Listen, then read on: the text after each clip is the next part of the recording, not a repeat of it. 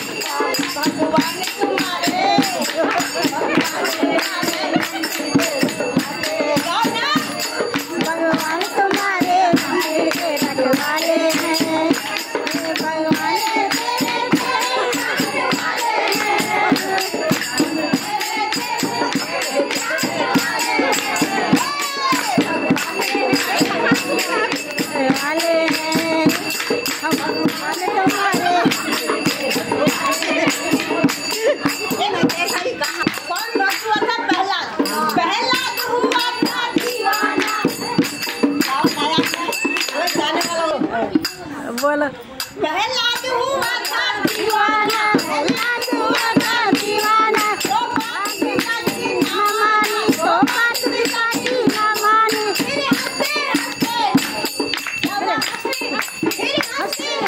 भंग में चढ़ा, फिर हंसते भंग में मचा, और तब क्या निकला वहां से? अरे जहर का प्याला तू उसने पी लिया था, किसने? राणा जी ने जो भेजा था। फिर हंसते क्या डाला, क्या बोलो ना,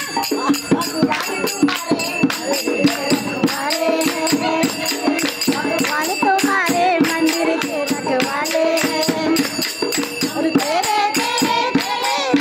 रखवाले हैं,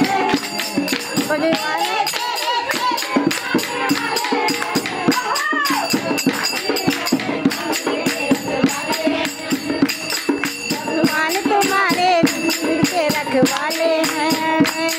ये दीवान, ये भक्त हुए दीवान, ये बात किसी की ना माने, ये बात किसी की ना माने,